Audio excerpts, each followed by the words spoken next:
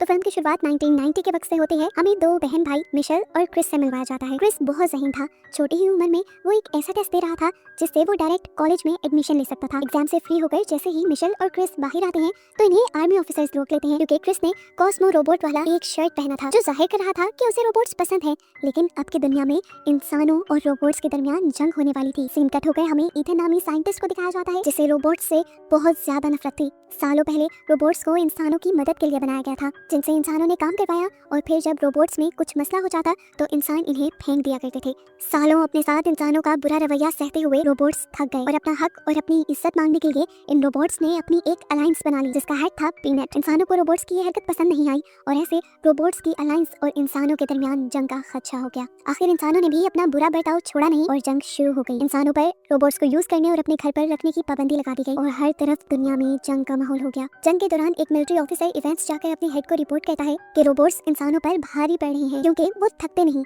इंसान बस ये जंग हारने ही वाले थे कि साइंटिस्ट ईथन ने एक नई टेक्नोलॉजी निकाल दी इंसानों की मदद के लिए। उसने न्यूरोकास्टर रोबोट्स बनाए जिसे इंसान कंट्रोल कर सकते थे, वो भी अपने ब्रेन की हेल्प से। टेक्नोलॉजी को नाम दिया गया न्यूरोटेक का। इंसान इसमें अपने सर पर न्यूरो हेलमेट पहनकर उसकी मदद से न्यूरोकास्टर रोबोट को कंट्रोल करके जंग लड़ने लगे। न्यूरोकास्टर रोबोट्स बिल्कुल रोबोट्स जैसे ही थे, वो थके नहीं और ऐसे चंद ही हफ्तों में इस नई टेक्नोलॉजी की मदद से इंसानों ने रोबोट्स से ये जंग जीत ली। इस जंग में सबसे ज्यादा रोबोट्स को मारने का अवार्ड मेजर मार्क को मिला। जंग के खत्म होने के बाद इंसानों ने रोबोट्स के साथ एक कॉन्ट्रैक्ट कर लिया जिसकी वजह से रोबोट्स को डिस्ट्रॉय करने के बजाय उनको एक फैसिलिटी में कैद कर दिया जाना था। फिर वक्त गुजरता रहा, साइंटिस्ट ईथन ने अपनी न्यूरोटेक टेक्नोलॉजी को और भी एडवांस बना लिया और इंसानों के माइंड को दो हिस्सों में डिवाइड करके एक वक्त में दोनों हिस्सों को न्यूरोकास्टर के साथ अटैच कर दिया। यानी इंसान एक वक्त में दो न्यूरोकास्टर रोबोट्स को एक साथ हैंडल भी कर सकता था। अपने एक ही ब्रेन की हेल्प से वो एक वक्त में दो न्यूरोकास्टर रोबोट से अपने कई काम करवा सकता था। साथ ही इंसान के पास ये भी ऑप्शन था कि वो अपने ब्रेन के एक हिस्से को न्यूरोकास्टर रोबोट के साथ अटैच करे और दूसरे से अपनी लाइफ एंजॉय करे। इसीलिए लोगों को टेक्नोलॉजी का ये एडवांस वर्जन बहुत पसंद आया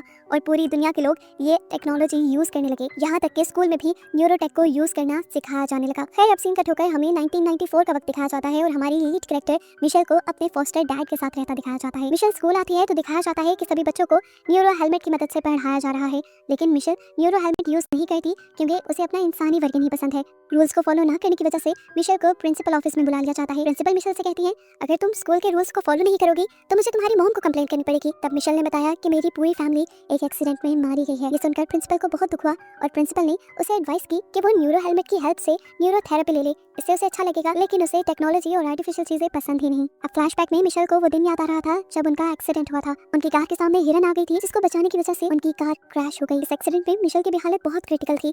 उसे होश हॉस्पिटल में आया और तभी उसे सामने अपनी एक चश्मा पहने डॉक्टर नजर आए, जिन्हें देखते ही डरकर वो ख्वाब से उठ गई। आंख खुलते ही उसे ऐसा महसूस हुआ कि कोई छुप कर उसके घर में घुसने की कोशिश कर रहा है। डरकर वो बेड के नीचे छुप गई। जो भी था वो उसके रूम में आ गया। ये एक कॉस्मो रोबोट था जिसने बेड उठाकर उसे ढूंढ लिया और मिशेल ने उसे मारने की धमकी दी तो रोबोट ने उसे अपने सर की तरफ इशारा करके एक वायर को जोड़ने को कहा। मिशेल ने वो वायर जोड़ दी। तब वो रोबोट बोलने लगा और उसने बताया कि मैं तुम्हारा भाई हूँ। उसके कहते ही अचानक से वो गिर पड़ा। पीछे देखा तो मिशेल के फॉस्टर डैड ने आकर उसके ऊपर हमला किया था। आज के दौर में इंसानों पर रोबोट्स रखने पे पाबंदी लगाई गई थी। वो मिशेल से कहते हैं, फौरन से पहले इस रोबोट को घर से बाहर निकाल दो।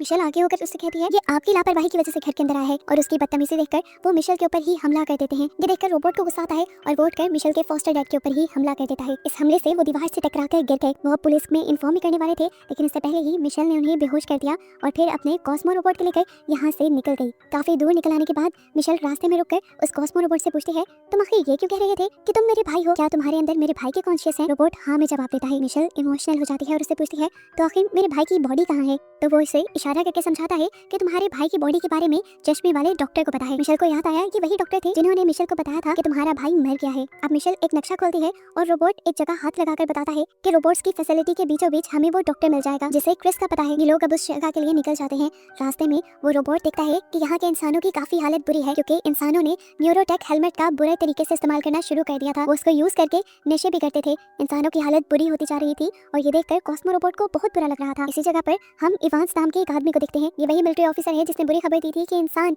रोबोट से जंग हार रहे हैं, लेकिन अब ये मिलिट्री के यूनिफॉर्म में नहीं था, शायद ये रिटायर हो गया था। वो इलीगली गन्स को सप्लाई करने का काम करता था। तो यहाँ एक गन न्यूरोकास्टर रोबोट को दे देता है। गन को पकड़ते ही उस न्यूरो रोबोट ने इस गन के पैसे उसे देने से मना कर दिया और उल्टा उसी की गन से उसी को धमकाने लगा। इससे पहले कि वो इवांस को मार देता, पीछे से कोई उसी के ऊपर हमला करके उसी को ही डिसेबल कर देता है। ये इवांस का रोबोट था। इवांस ने इलीगली एक रोबोट अपने साथ रखा हुआ था। अब ये दोनों मिलकर इस न्यूरोकास्टर रोबोट की बॉडी को अपने ट्रक में डाल देते हैं और इसी सब का फायदा उठाते हुए मिशेल और उसका कॉस्मो रोबोट भी इसी ट्रक पे चढ़ जाते हैं क्योंकि वो जानते थे कि ये दोनों अब रोबोट वाली फैसिलिटी के अंदर ही जाएंगे। पता चलता है कि होश में आने के बाद मिशेल के फोस्टर डैड ने पुलिस में कंप्लेन कर दी थी कि मिशेल के पास एक कॉस्मो रोबोट है। उसी कॉस्मो रोबोट को मारने के लिए गवर्नमेंट मार्क को हायर कर लेती है जो रोबोट्स को मारने में हायर था और वो अब इन लोगों का पीछा कर रहा है। फिर दिखाया गया कि अब इवेंट्स ने जहाँ ट्रक रोका था वो उसका घर था और उसका घर रोबोट की फैसिलिटी से जुड़ा हुआ था। घर के अंदर आते ही मिशेल और कॉस्मो रोबोट भी ट्रक से निकलते हैं और इनकी आवाज ये दोनों सुन लेते हैं। इवेंट्स ने इन दोनों को गन पॉइंट पे ले लिया तो मिशेल ने उसे अपना मकसद बताया कि वो सिर्फ फैसिलिटी के अंदर जाना चाहती है, इसीलिए वो इवेंट्स के ट्रक के अंदर चढ़ी थी। वो जानती थी कि इवेंट्स फैसिलिटी के अंदर से चीजें लेने और बेचने का काम करता है। तब इवेंट्स ने कहा वहाँ बहुत खतरा है, तुम वहाँ नहीं जा सकती। अगर तुम्हारा ऐसा इरादा भी है तो तुम छोड़ दो। अभी ये लोग बात ही कर रहे थे कि इतने में इवेंट्स को किसी के ऊपर चढ़ने की आवाज आई। उसने जल्दी से दोनों रोबोट्स को छुप जाने को कहा और देखा कि यहाँ मार्क का न्यूरोकास्टर रोबोट आया था जो उनसे कहता है बता दो तुम्हारे रोबोट्स कहाँ हैं। मैं जानता हूँ कि मिशेल एक रोबोट की मदद कर रही है और वो उसी के पास है, लेकिन इवेंट्स ने कहा नहीं ये मेरी बहन है और यहाँ पर कोई रोबोट नहीं। उसका झूठ सुनकर मार्क ने उसके ऊपर हमला कर दिया। इससे उन दोनों रोबोट्स को बहुत ज्यादा गुस्सा आया और उन दोनों ने ही मार्क के ऊपर हमला कर दिया। मौका देखते ही मिशेल ने यहाँ के स्विचेस ऑफ कर दिए और ये चारों यहाँ मार्क के न्यूरोकास्टर रोबोट को चीजों के नीचे धंसाते हुए खुद वहाँ से भाग निकले और असली मार्क अब अपना न्यूरो हेलमेट उतारकर बहुत ज्यादा गुस्से में दिखाई दिया। ये लोग भागकर जहाँ पहुंचे थे वो बहुत ही खतरनाक जगह थी। इवांस भड़का हुआ था क्योंकि यहाँ से बाहर जाने का कोई और रास्ता भी नहीं था। वो मिशेल के ऊपर बहुत ज्यादा गुस्सा करता है और इसी दौरान यहाँ पर स्कैवेंजर्स रोबोट किया जाते हैं जो दूसरे खराब हुए रोबोट्स को मारकर अपने अंदर उनके सही पार्ट्स लगाकर अपनी लाइफ बढ़ाते हैं। इधर उधर देखने पर इवेंट्स के रोबोट टिम को एक बहुत बड़ा रोबोट और एक वैन मिल गई। जिस बड़े से रोबोट को इवेंट्स के रोबोट ने कंट्रोल करना शुरू कर दिया वो यहाँ से निकलने ही वाले थे कि मिशेल ने उनसे मदद मांगी और कहा कि मैं एक डॉक्टर को जानती हूँ जो यही रहते हैं, वो यहाँ से बाहर निकलने का रास्ता जरूर जानते होंगे। अगर तुम हमारी मदद करो तो तुम भी यहाँ से बाहर निकल पाओगे।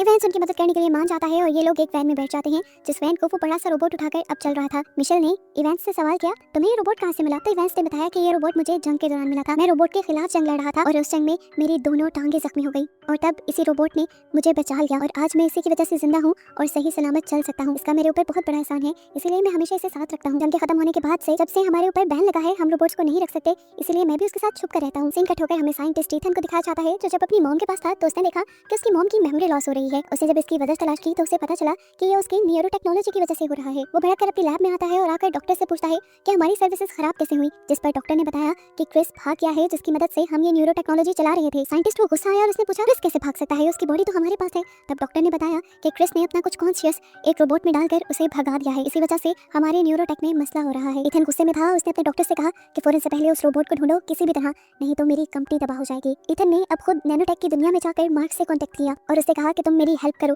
मेरा एक रोबोट भाग गया है जिसकी वजह से मेरा सारा न्यूरोटेक सिस्टम चलता था, तुम उसे पकड़ लाओ, मैं तुम्हें मुंह मांगा इनाम दूंगा। मार्क ने बताया मैं पहले से ही उस रोबोट और उसके साथ वाली लड़की मिशेल को ढूंढ रहा हूँ। तब इथन ने कहा चलो ठीक है, तुम उस लड़की को पकड़कर जेल में डाल देना और रोबोट को मुझे दे देना। अब क्योंकि मार्क का पुराना न्यूरोकास्टर सूट तो मिशेल और उसके साथियों ने तबाह कर दिया था, इसीलिए इथन ने मार्क को फ्री में न्यू टेक्नोलॉजी वाला न्यूरोकास्टर सूट दिया। सीन कट होकर अब हमें मिशेल और इन सबको दिखाया जाता है जो एक अजीब सी जगह पर खड़े हुए थे। अचानक किसी ने उनके ऊपर फ्रिज फेंककर हमला कर दिया और टिम का ये बड़ा सा रोबोट जख्मी हो गया। कुछ ही देर में आकर उन्हें बहुत सारे रोबोट्स ने बंदी बना लिया और उन्हें ले गए डॉक्टर पीनट के पास जो इन सबके लीडर थे। मिशेल इनको देखकर हैरान थी कि वो आज तक जिंदा है। हेड पूछते हैं तुम्हारा यहाँ आने का मकसद क्या है? हमें मारने के लिए अक्सर इंसान यहाँ आते रहते हैं। तब मिशेल ने बताया मैं आपको मारने या किसी को भी नुकसान पहुँचाने नहीं आई हूँ, मैं सिर्फ एक डॉक्टर को ढूंढने के लिए आई हूँ जो इसी फैसिलिटी के अंदर रहते हैं। डॉक्टर पीनट ने बताया हाँ यहाँ से कहीं दूर एक सेफ हाउस है, शायद वहाँ पे वो रहते हो। डॉक्टर पीनट मिशेल से पूछते हैं आखिर तुम उस डॉक्टर को ढूंढना क्यों चाहती हो? वो बता देती है कि मैं असल में अपने भाई को ढूंढना चाह रही हूँ जिसका कॉन्शियस इस कॉस्मो रोबोट के अंदर है और मुझे खबर मिली है कि मेरे भाई की बॉडी ईथन कंपनी के पास है। डॉक्टर पीनट भी परेशान हो गए कि आखिर वो एक बच्चे को रखकर अपनी फैसिलिटी में क्या करेंगे। इसका जवाब मिशेल के पास भी नहीं था। दिखाया जाता है कि मिशेल और इवांस अब आगे जाने के लिए तैयार थे। तब डॉक्टर पीनट इनके पास अपने कुछ फौजी रोबोट्स को भी भेजते हैं इनकी मदद के लिए। ये लोग एक पीनट की तरह बनी हुई गाड़ी में बैठकर निकल गए और इतने में ही हमने देखा कि मार्क इस फैसिलिटी के अंदर आ चुका था और उसने इन लोगों को जाता देख लिया। ये लोग जब अपनी मंजिल पे पहुंचे तो वहां जाकर बहुत सारे एवेंजर्स ने उनको घेर लिया। इससे पहले कि वो उनको नुकसान पहुंचाते वहां एक गाना बजता है और एक सीक्रेट डोर खुल जाता है जिसके अंदर से स्लिप होते हुए ये लोग डॉक्टर कियोन तक पहुंच जाते हैं जिनकी तलाश में मिशेल यहाँ आई थी। इससे पहले कि डॉक्टर कियोन उनसे कोई सवाल करते मिशेल उनसे सवाल करती है आखिर मेरा भाई कहाँ है? आपने कहा था वो मर गया है, आखिर मेरा भाई जिंदा कैसे है? आपने मुझसे झूठ क्यों बोला था? क्यों कहा था आपने कि वो मर गया है? डॉक्टर कियोन ने बताया कि तुम्हारा भाई ईथन की लैब में है। मिशेल ने पूछा क्यों और किस लिए? तब डॉक्टर कियोन ने बताया आज से 4 साल पहले इंसान जंग में हार रहे थे और इसी सब में तुम्हारा और क्रिस का एक्सीडेंट हो गया। हमने क्रिस का जब एमआरआई किया तो हमें पता चला कि वो बहुत ज्यादा जीनियस है, उसके दिमाग में कुछ एक्स्ट्रा ताकत है जो उसे गॉड ने गिफ्ट में दी थी और यही ताकतें हमारा सहारा बन गई। क्रिस की ब्रेन पावर से ही हम न्यूरोटेक को बना पाए थे। मिशेल गुस्से में थी, उसने कहा फिर आखिर तुमने मुझसे झूठ क्यों बोला कि वो मर गया है? तब डॉक्टर कियोन ने अपने रिपोर्टिक वर्जन में उसे सारा पास दिखाया। तब क्रिस कोमा में था और उसकी बॉडी के जरिए उसके ब्रेन को यूज किया जा रहा था। डॉक्टर कियोन बताते हैं कि अगर उस दिन हम आर्टिफिशियली उसको जिंदा ना रखते और न्यूरोटेक को ना बनाते तो क्रिस भी मारा जाता। तब मिशेल ने उसे कहा तो तुम मरने देते, इतने गलत तरीके से उसका इस्तेमाल तो ना करते। तब डॉक्टर कियोन ने बताया वो पूरी तरह नहीं मरा था, वो अंदर से जिंदा था। एक दिन उसने मेरा हाथ भी पकड़ने की कोशिश की और जिस दिन मुझे ये एहसास हुआ कि वो अंदर से जिंदा है तो मैंने न्यूरोटेक प्रोग्राम को बंद करने की कोशिश की, लेकिन ईथन नहीं माना और उसने मुझे अपनी कंपनी से ही निकाल दिया। तब डॉक्टर कियोन बताते हैं मैंने ही इस रोबोट के अंदर इसके दिमाग का एक कनेक्शन लगा दिया था जिसकी वजह से आज तुम मेरे सामने खड़ी हो। मिशेल को ये सब सुनकर भी उस पर तरस नहीं आया। उसने पूछा आखिर वजह ही क्या थी ये करने की। तब उसने कहा मैं चाहता था कि क्रिस इस रोबोट के अंदर अपनी कॉन्शियस बनाए और रोबोट्स के साथ आकर अपनी एक जिंदगी बना ले, एक फैमिली बना ले। ये सुनकर मिशेल रोने लगी और कहने लगी कि मेरा भाई मेरा था, उसकी फैमिली मैं थी, उसको रोबोट्स की क्या जरूरत थी। इवांस को भी ये सारी कहानी सुनकर डॉक्टर कियोन पे बहुत गुस्सा आ रहा था। इवांस उसे मारने लगा और इसी दौरान दिखाया गया कि मार्क भी इस फैसिलिटी तक पहुंच गया, जिसे सीसीटीवी में देखते ही पीनट डर जाता है। मार्क धमाका करवा के इस फैसिलिटी के अंदर आता है तो अंधेरे का फायदा उठाकर ये सब लोग उसके ऊपर हमला करना शुरू कर देते हैं, लेकिन उसका न्यूरोकास्टर रोबोट बहुत ज्यादा मजबूत था, इनके किसी हमले का उसके ऊपर असर नहीं होता। मार्क अपने साथ पूरी फौज लेके आया हुआ था जो इन रोबोट्स के साथ लड़ने लग गए। ये न्यूरोकास्टर रोबोट पुराने रोबोट्स को धड़ाधड़ मार रहे थे। ऐसी सिचुएशन में डॉक्टर ने मिशेल से कहा तुम रोबोट को लेकर यहाँ से चली जाओ, लेकिन इससे पहले कि मिशेल भाग पाती मार्क की उस पर नजर पड़ जाती है और मार्क पीछे से उसके रोबोट का हाथ पकड़कर यहाँ से उड़ जाता है। उन्होंने मिशेल को कुछ नहीं कहा, लेकिन उससे पहले ही यहाँ काफी तबाही मचा दी थी, यहाँ तक कि पीनट भी बुरी तरह जख्मी हो गया था। ये लोग जब वापस रोबोट्स की फैसिलिटी में आए तो देखा कि न्यूरोकास्टर रोबोट्स ने यहाँ सभी रोबोट्स को मार डाला है और अगर कुछ रोबोट्स बचे भी हैं तो वो काफी बुरी हालत में है। यहाँ दिखाया जाता है कि मार्क उस रोबोट को लेकर ईथन के पास पहुंचता है, जिसे देखते ही उसकी सांस में सांस आती है और वो उस रोबोट से कहता है क्रिस बहुत परेशान किया तुमने मुझे, अब ऐसा मत करना। उसके डॉक्टर्स रोबोट को पकड़कर एक मशीन में लेटा देते हैं और उसके अंदर से सारे कॉन्शियस को दोबारा क्रिस की बॉडी में डाल दिया जाता है। मार्क यहाँ खड़ा होकर ये देखकर हैरान परेशान था कि ईथन कितने बुरे तरीके से एक बच्चे का इस्तेमाल कर रहा था। ईथन ने बताया कि इस बच्चे की वजह से ही मैं न्यूरो टेक्नोलॉजी बनाकर पूरी इंसानियत को बचा पाया हूँ। यहाँ हम देखते हैं कि मिशेल बहुत ज्यादा उदास थी, तब इवांस उसके पास आया और उसने उसे हौसला दिया और कहा मैं तुम्हारे साथ हूँ, हम क्रिस को बचा लेंगे और ईथन की सच्चाई सबके सामने लेकर आएंगे। अब सबसे पहला मिशन था इनका इस फैसिलिटी से बाहर निकलना, जिसके लिए वो पिनट के एक रोबोट के पास आता है जिससे बाहर निकलने का रास्ता आता था। इस रोबोट को बहुत सारी इन्फॉर्मेशन थी। उसने मिशेल को बताया कि पूरा न्यूरोटेक तुम्हारे भाई के ब्रेन से चलता है और अगर तुम्हारा भाई अपने कॉन्शियस में आ गया यानी होश में आ गया तो सारा न्यूरोटेक बंद हो जाएगा। ये सुनकर मिशेल ने कहा ये तो अच्छी बात है ना, फिर हम इस तरह न्यूरोटेक को बंद करवा सकते हैं। अब ये रोबोट जो मिशेल को सारी बातें बता रहा था वो उनके साथ उनके इस मिशन में जाने को तैयार था, लेकिन पिनट नहीं। पिनट कहता है हमें पहले भी जंग नहीं चाहिए थी, पहले भी इज्जत और अमन चाहिए था और अभी भी यही चाहिए। तब मिशेल उससे कहते हैं हम वही तो रहने जा रहे हैं, उसी के लिए तो एक और मरतबा कोशिश करके लड़ेंगे। पिनट के बाकी रोबोट्स को मिशेल का पॉइंट समझ आ रहा था, उन्होंने मिलकर पिनट को भी मना लिया और ऐसे सभी इस मिशन का हिस्सा बन गए। ये लोग अब अपने मिशन के लिए तैयार होकर एक बहुत बड़ी गोल सी शिप में बैठकर उस शहर में पहुंच जाते हैं जहाँ पर ईथन की लैब थी। ये लोग एक बहुत बड़े से रोबोट को अपने साथ लेकर आए थे जिससे ये किसी खिलौने की तरह घास को उठाकर लैब के ऊपर हमला कर देते हैं। अंदर बैठे ईथन ने इस सब को देख लिया था। उसने मार्क को मिशन दिया कि वो अपनी आर्मी के साथ मिलकर इन सब को खत्म कर दे। इस बड़े से रोबोट को इवांस कंट्रोल कर रहा था और इवांस के सामने बहुत सारे एडवांस न्यूरोकास्टर रोबोट्स आ चुके थे जो उसके रोबोट को नुकसान पहुंचाने की कोशिश करते हैं और आखिर उसका रोबोट तबाह हो जाता है। इससे पहले कि इवांस भी इस रोबोट के फटने में मारा जाता, वो इससे पहले ही रोबोट के अंदर से जंप कर देता है। यहाँ दिखाया गया कि पीनट भी एक बहुत बड़े रोबोट को कंट्रोल करते हुए यहाँ आया और बाकी सारे कॉस्मिक रोबोट भी यहाँ पर न्यूरोकास्टर रोबोट से लड़ने लग गए। जब सबका ध्यान बाहर चलने वाली जंग में था तभी मिशेल मौके का फायदा उठाकर लैब के अंदर चली आई। मिशेल ने अपने रोबोट के जरिए यहाँ पर मौजूद सभी साइंटिस्ट को डराकर यहाँ से भगा दिया, जिसके बाद उसने यहाँ मौजूद एक न्यूरो हेलमेट को पहन लिया जो उसके भाई से कनेक्टेड था। बाहर दिखाया गया कि मार्क अपना एक बहुत बड़ा न्यूरोकास्टर सूट पहन के आया जिसकी मदद से उसने यहाँ पर तबाही मचाना शुरू कर दी, धमाके करना शुरू कर दिया। यहाँ पर मार्क सबको मारते मारते पिनट के भी सामने आ गया। जिस टाइम पिनट एक कास्टर रोबोट को मारकर फ्री हुआ था, मार्क ने उसके ऊपर गन तान दी और उससे पूछा अब क्यों ये जंग लड़ रहे हो? तो पिनट ने कहा कि आजादी से बड़ा कुछ नहीं होता। उसने पूछा मौत भी नहीं? तब पिनट ने कहा कि अगर मेरी मौत से मेरे बाकी साथियों को आजादी मिल जाती है तो मुझे ये मौत अच्छी है। उसकी बात सुनकर मार्क इम्प्रेस हो जाता है और उससे कहता है तुम्हारे अंदर एक इंसान से भी ज्यादा इंसानियत है। मैं आज एक इंसान से मिला जिसके अंदर रोबोट से भी कम हसास है। वो ईथन की बात कर रहा था जिसने एक बच्चे का इस्तेमाल बेदर्दी से किया हुआ था सिर्फ अपने प्रोडक्ट को कामयाब बनाने के लिए। इस टाइम मार्क ने फैसला कर लिया कि अब वो और ईथन का साथ नहीं देगा बल्कि वो हक का साथ देगा। सीन कट हो गए। अब हमें मिशेल को दिखाया गया जो उस न्यूरोकास्टर हेलमेट की मदद से अपने भाई से मिलने लगी। इस दुनिया के अंदर वो दोनों अपने घर में थे। यहाँ पर मिशेल क्रिस से कहती है उठो चलो हमें यहाँ से चलना है, जिस पर क्रिस ने कहा नहीं मैं यहाँ से नहीं जा सकता, मैंने इस दुनिया को अंदर से देखा है और मैं जानता हूँ कि मेरा इस्तेमाल करके ईथन ने इस दुनिया को बर्बाद कर दिया है और मेरा यहाँ से निकलना पॉसिबल भी नहीं है क्योंकि मैं मर चुका हूँ। इन लोगों ने मेरे दिमाग को आर्टिफिशियली जिंदा रखा हुआ है और मेरे दिमाग से ही ये न्यूरोटेक चल रही है। मिशेल ने पूछा फिर आखिर तुम चाहते क्या हो? तब क्रिस ने उसे समझाया देखो अगर मेरा दिमाग और देर एक्टिव रहा तो ईथन मेरे दिमाग का इस्तेमाल करके दुनिया को पूरी तरह तबाह कर देगा। अच्छा यही है कि तुम मुझे मार दो, मेरे दिमाग को डीएक्टिव कर दो ताकि न्यूरोटेक भी बंद हो जाए और ये सारी तबाही भी। मिशेल इस सब के लिए राजी नहीं थी। तब क्रिस ने उसे कहा याद है ना तुम मुझे कहती थी कि मैं दुनिया बदल सकता हूँ, तो बस इस दुनिया को बदलने में तुम मेरी मदद करो। ये कहते ही क्रिस और मिशेल गले लगे और सीन्स यहाँ असली दुनिया में शिफ्ट हो गए जहाँ मिशेल होश में आ गई थी। उसने आगे बढ़कर क्रिस की सारी मशीन्स को ऑफ कर दिया, जिसकी वजह से क्रिस पूरी तरह से मारा गया और न्यूरोटेक तबाह हो गई। बाहर दिखाया गया कि इवेंस की आर्मी यानी रोबोट्स हार रहे थे। इवेंस ने देखा कि उसका रोबोट जो हमेशा से उसके साथ था वो भी बुरी तरह डैमेज हो चुका था। उसे देखते ही वो टूटने लगा। एकदम से जैसे ही न्यूरोटेक बंद हुई, यहाँ के सारे न्यूरोकास्टर रोबोट्स भी बंद होकर गिर गए और ऑटोमेटिकली इवेंस ये जंग जीत गया। इस टाइम उसकी खुशी का ठिकाना ही नहीं था। वो जोर से चिल्लाया। अगले ही पल उसे अपने रोबोट टिम की याद आई। उसने पीछे देखा तो अब टिम पूरी तरह खराब हो चुका था। वो मर चुका था, जिसे देखकर उसकी खुशी सारी गम में बदल गई।